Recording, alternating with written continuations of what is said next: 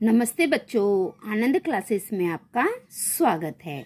बच्चों, आज की पाठशाला में हम कक्षा 8वीं विषय हिंदी विषय में बच्चों आज हमारा पाठ एक इंसान है, जिसके कवि है रमानाथ अवस्थी जी। ठीक है बच्चों, तो पहले हम उनके बारे में थोड़ा परिचय जान लेते हैं। जन्म 1926, फतेहपुर उत्तर प्रदेश। मृत्यु 2002। परिचय। अवस्थी जी ने आकाशवाणी में प्रोड्यूसर के रूप में कई वर्षों तक काम किया है। आप लोकप्रिय मधुर गीतकार थे। आपको उत्तर प्रदेश सरकार ने पुरस्कृत किया है। प्रमुख कृतियां सुमन सौरभ, आग और पराग, राख और सहनाई, बंद न करना द्वार आदि। पद्य संबंधी। प्रस्तुत नवगीत में रामनाथ अवस्थी जी का कहना है कि प्रत्येक इंसान को फूल की तरह अपने अच्छे कर्मों की खुशबू समाज में फैलानी चाहिए। आपने सभी को दीपक की तरह अज्ञान के अंधकार को दूर करने, चंद्रमा की तरह दूसरों के दुख ताप को हरने, बादलों की तरह प्यासों की प्यास बुझाने के लिए प्रेरित किया है। तो बच्चों, पहले हम कविता पढ़ेंगे।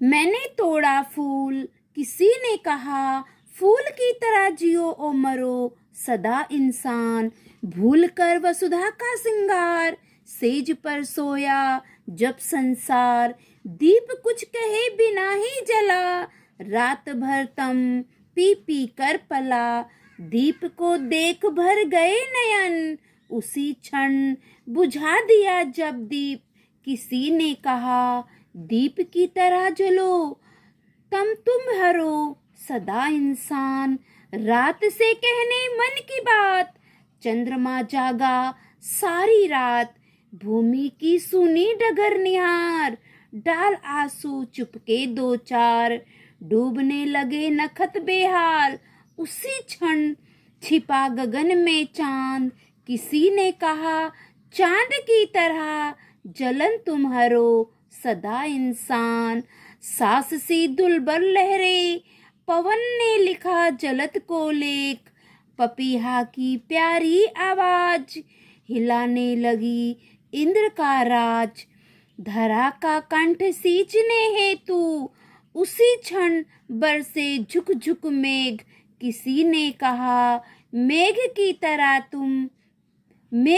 तरह प्यास तुम हरो सदा इंसान, मेघ की तरह प्यास तुम हरो सदा इंसान। अब बच्चों, हम इस कविता की जो कविता है उनकी पंक्तियों के अर्थ देखेंगे। मैंने तोड़ा फूल, किसी ने कहा फूल की तरह जियो मरो सदा इंसान। प्रस्तुत पंक्ति में लेखक कह रहे हैं कि जैसे मैंने फूल को तोड़ा तो किसी ने मुझसे कहा कि ये इंसान तुम फूलों की तरह जियो और मरो, अर्थात जिस प्रकार फूल अपनी खुशबू चारों ओर फैलाते हैं और सभी को खुश करते हैं, उसी प्रकार आप भी अपनी मुस्कुराहट से, अपने कार्यों के द्वारा सभी लोगों को खुश करो। बच्चों, जो फूल होते हैं ना, वो हमें हमेशा मुस्कुराते रहते हैं। कभी आप लोगों ने फूल को रोते हुए देखा? नहीं, फूल हमेशा खिला रहता है और अपनी मुस्कुराहट सारी दुनिया में सभी को बिखेरता रहता है। कवि कहते हैं हम इंसान को भी सूर्य के प्रकार, फूल के प्रकार, जिस प्रकार फूल अपनी खुशबू फैलाता है, उसी प्रकार हम इंसानों को अपने कार्यों के द्वारा सभी तरह खुशबू फैलाना चाहिए, सभी को मदद करनी चाहिए। भूल कर वसुधा का सिंगार, मेज पर सोया जब संसार, दीप कुछ कहे बिना ही जला, रात भर तम पी पी कर पला, दीप को देख भर गए नयन, उसी क्षण बुझा दिया जब दीप, किसी ने कहा दीप की तरह जलो, तुम हरो सदा इंसान।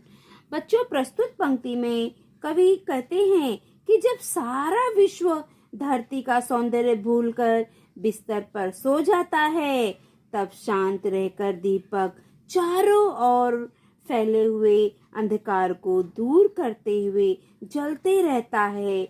दीपक रात भर जलता है और रात भर दीपक को जलता हुआ देखकर कवि के आंखों से आंसू आ जाते हैं। कवि उसी समय दीपक को बुझा देता है और बुझते हुए दीपक को देखकर कवि कहता है कि हे इंसान, जिस प्रकार ये दीपक जलकर सभी को रोशनी फैला रहा है, सभी को प्रकाश दे रहा है, उसी प्रकार हमें भी इस दुनिया की में जो अंधकार फैला है, जो अंधविश्वास फैला है, उसे हमें दूर करना चाहिए। आगे देखते हैं बच्चों। रात से कहने मन की बात, चंद्रमा जागा सारी रात, भूमि की सूनी डगर निहार, डाल आंसू चुपके दो चार, डूबने लगे नखद बेहाल, उसी क्षण छिपा गगन में चांद, किसी ने कहा चांद की तरह जलन तुम्हारो सदा इंसान, किसी ने कहा चांद की तरह जलन तुम्हारो सदा इंसान।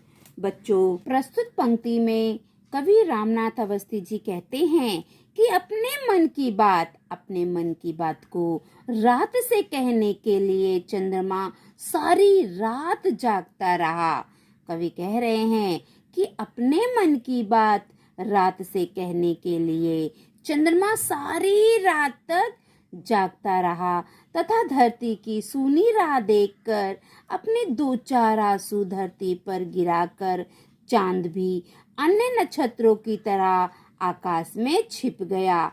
गगन में जब चांद छिप जाता है तो चांद के छिपने के बाद किसी ने कहा कि हे इंसान, आपको भी चांद की तरह दूसरों की जलन, दूसरों की तकलीफ, संकट सबको दूर करो।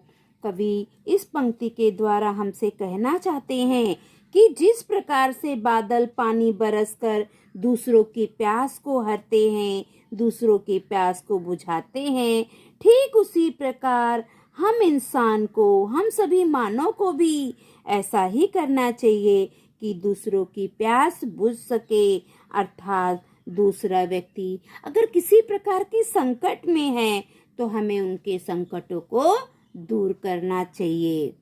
आगे देखते हैं बच्चों।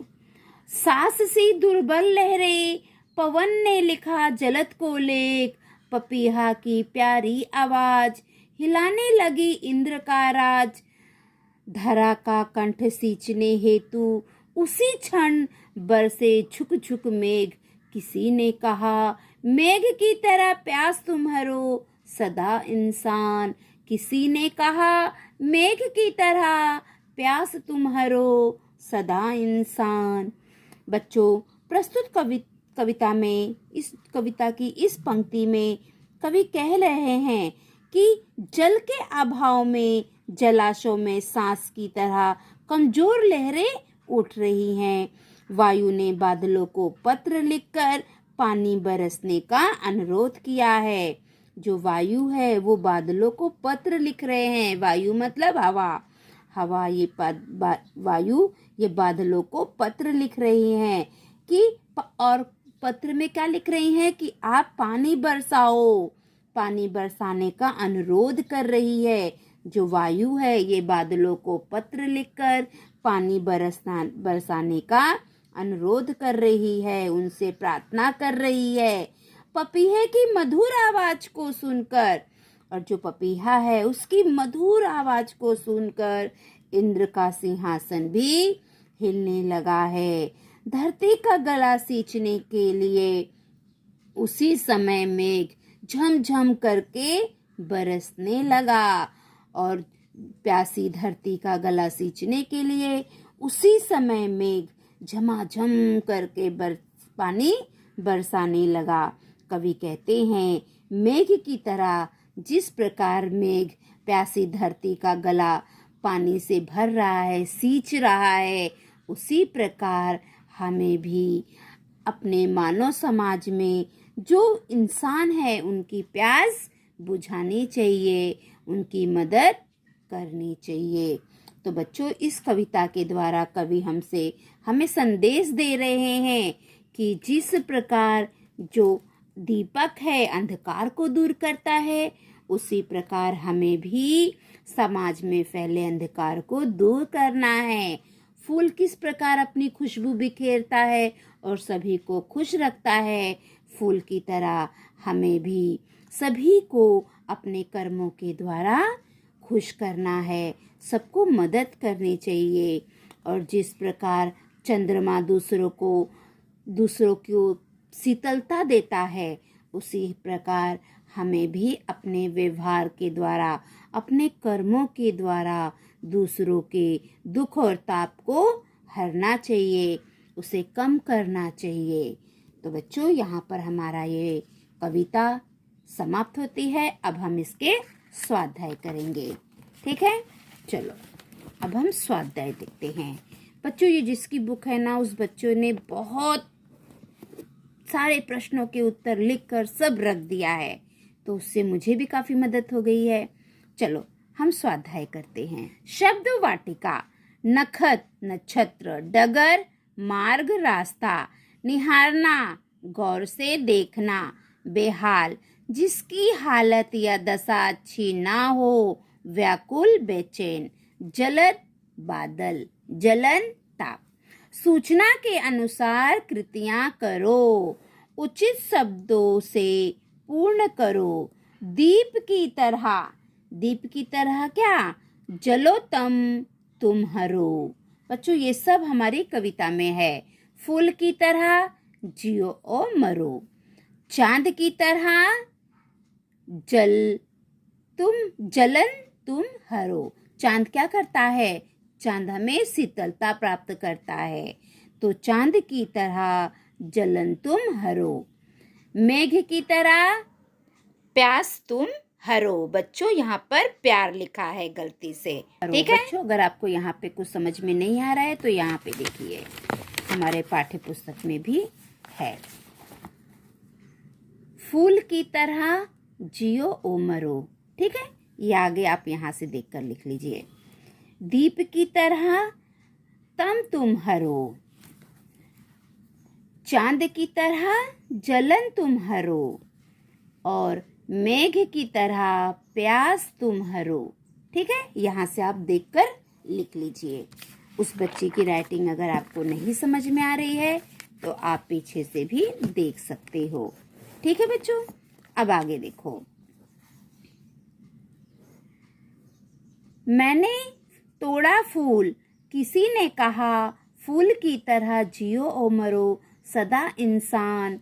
पंक्तियों का अर्थ लिखो। तो बच्चों, मैंने अभी आपको इसका अर्थ बता दिया है, वही आप लिख लीजिए। कविता में इस अर्थ में आए शब्द लिखो। धरती वसुधा, अंधियारा तम, पृथ्वी धरा, आकाश गगन, हवा पवन, बादल जलद। मैं फिर से लिख दूं क्या बच्चों? आपको समझ में आ रहा है इसने क्या लिखा है?